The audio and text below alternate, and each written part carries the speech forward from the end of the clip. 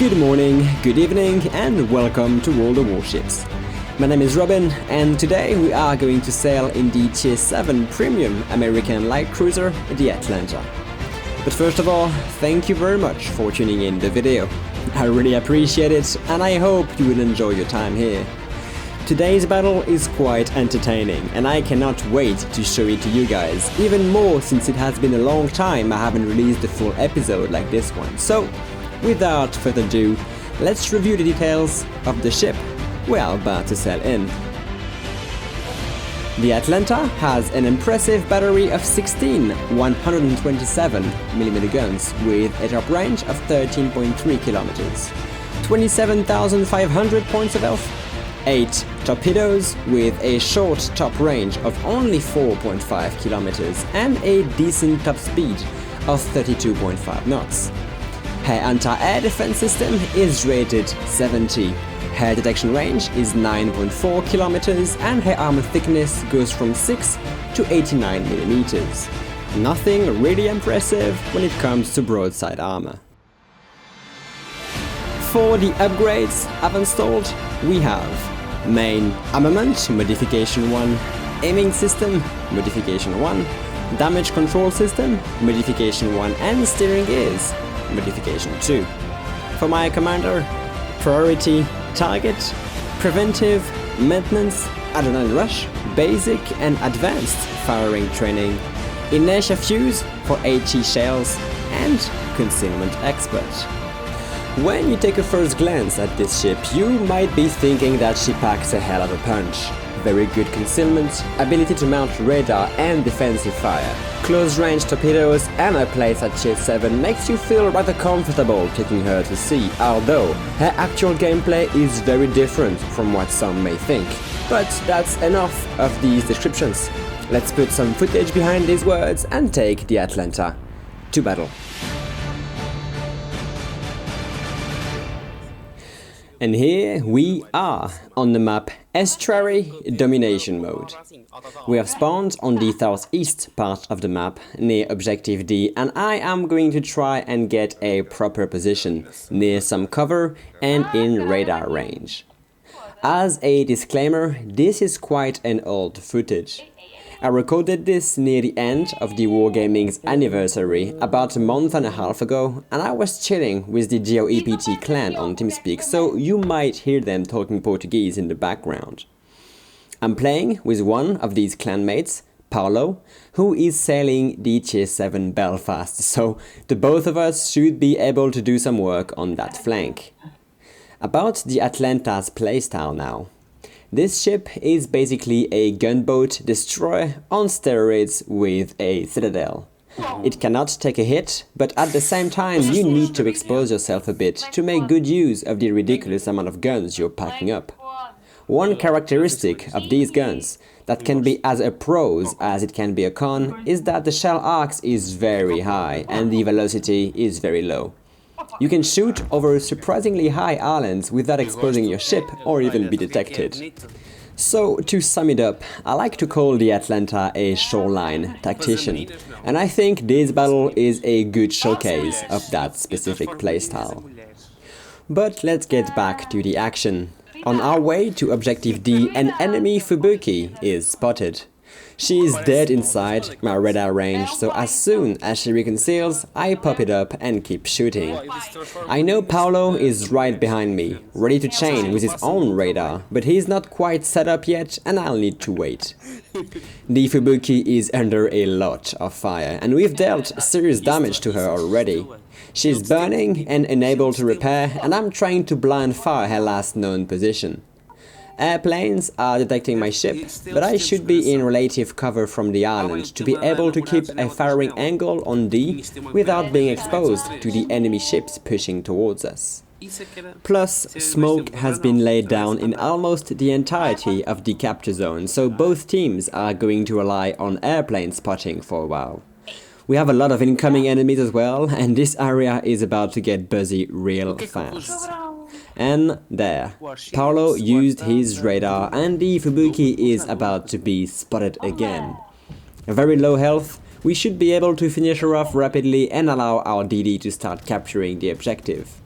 One lucky shell out of the dozen sent in the air gives us the first blood, and the enemy team's only destroyer is down, which is a very good start.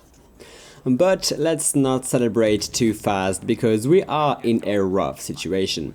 It seems like the bulk of the enemy force is stacking up in front of us, ready to make a push through D.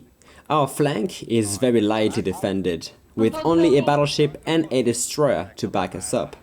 Our team capped Objective A and is holding off the enemies there, thankfully buying us some time to assess the situation over there and let our slow battleships decide what flank they want to protect.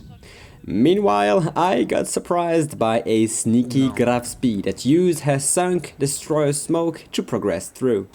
I ate a full AP salvo and got punished for a third of my health. Paolo's smoke was not protecting me from air detection, but I'm heading to cover to deny the angle from the Graf Spee. She's about to be the victim of the Atlanta's wrath. She's under 10 kilometers, overextending into our defenses, and I am going to focus her pretty heavily as a revenge. Our AFHE skill proves to be really efficient in this situation. Each salvo deals between 1 and 4,000 points of damage, setting fires on top of it, and the German cruiser is soon in the red health-wise. Looking at the minimap, I can see that the enemies have initiated their push towards our objective. I switch my attention to the enemy Bayern, since the Graf Spee will go down from my fires or else, all while denying any possibilities for the German battleship to shoot me back. The position I'm in is going to be very comfortable. I do not have to be mindful of the west flank, since my team have it covered, so I can focus on this side and try to barrage the enemy's progress. Graf Spee went down as expected, second kill of the game, and now it's all about smoothing down these heavy targets. Bayern and Nagato, two very healthy battleships, are pushing with 3 more cruisers behind them. This could be a good opportunity for me to fall back, but as long as I can deal damage unspotted, I will hold my grounds. I actually need to readapt my playstyle now, since there is no more destroyers to hunt. My radar is rendered useless, and my role is essentially going to be damage dealing, engaging light armored targets like the French Galissonière, or try to set fires to battleship's superstructure, which is actually going to be the most important. Our friendly Dunkirk is charging in, creating a proper diversion for Paolo to fall back and keeping the enemies busy. But it doesn't mean we have to abandon him. Since the enemy Bayern is still pushing quite hard and wants to soak damage, I decide to try and ambush him with torpedoes. He's too close for me to shoot at without hitting my cover, so I keep focusing the Nagato while maneuvering to get my torpedoes to bear. The enemies have to realize I'm around, even though I keep popping in and out of detection.